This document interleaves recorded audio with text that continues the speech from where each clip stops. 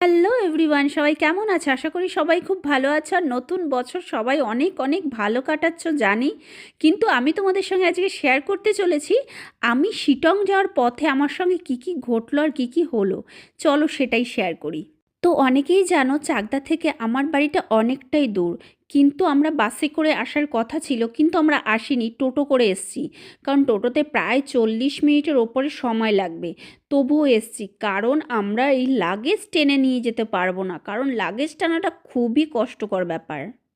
আর আমরা লাগেজ টানার জন্য একদমই পারদর্শী না, আমার বড় না আর আমিও না। তো তার জন্য টোটোর দাদাকে বলেছিলাম আমাদেরকে একটু ট্রেনে তুলে দিয়ে আসবে, তার জন্য দাদাটা আমাদেরকে হেল্প করেছিল। আর চাকদা থেকে আমরা এসি যে লোকালটা আছে সেটাই উঠেছিলাম। তোমরা তো সবাই জানো আমি এসি লোকালটা কতটা পছন্দ করি। তো তার জন্য আজও তার ব্যতিক্রম হয়নি, আমি এসি লোকালটা ধরে নৈহাটিতে চলে এসেছি। আর নৈহাটি মানেই বড় মা, জয় বড় মা। হ্যাঁ, বড় মার দর্শন করাটা হয়তো এবারও আমার হলো না, তবে নিশ্চয়ই একবার আসবো। আর নৈহাটিতে আমি সেরকম একটা আসি না, কিন্তু অনেক বছর পরে এলাম। যাই হোক, কী আর করা যাবে, আমাদের ট্রেনের টাইম হয়ে যাবে বলে আমরা আর এখান থেকে কোথাও যাইনি, কারণ অনেক লাগেজ ছিল, তোমরা তো সেটা জানোই। আর তোমাদের সঙ্গে আর একটা কথা শেয়ার করি, এই যে যে প্যান্টটা আমাকে পরে আজ থাকতে দেখতে পারছো, এই প্যান্টটা না আমার ট্রেনের মধ্যে আমি হারিয়ে ফেলেছি। হ্যাঁ, আমি ওখানে রেখেছিলাম, চুরি হয়ে গেছে। যাই হোক, এরকম অনেকগুলো ড্রেসই আমি হারিয়ে ফেলেছি।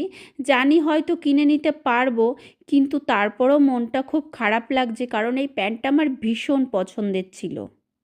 যাই হোক, কিছু করার নেই, যেটা তোমার সঙ্গে থাকা সেটাই থাকবে, আর বাদবাকি জিনিস সব চলে যাবে, তো সেরকমই।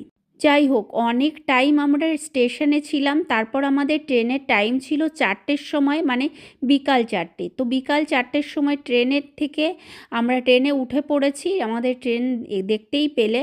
আর সেখান থেকে আমরা চলে এসেছি।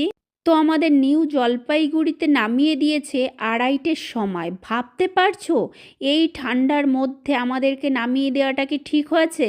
তবুও কি করা যাবে। আর দেখতে পাচ্ছ কুয়াশায় আমি তো পুরো জমে যাচ্ছিলাম, তাই একটু কফি খাচ্ছিলাম।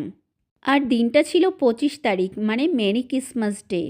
তো চলো, ওই দিনটা তোমরা কে কীভাবে সেলিব্রেশন করলে সেটা অবশ্যই বলো। আর আমি তো এইভাবে স্টেশনের মধ্যেই কাটিয়ে ফেললাম। তো চলো এবার যাওয়া যাক আমাদের গাড়ির কাছে। দেখো তো এটাকে প্যাক দেখো করে তখন দিয়েছি ভোর পুরো। 6টা বাজে, আর দেখেছো আমার মেয়েকে কেমন প্যাক করে ফেলেছি।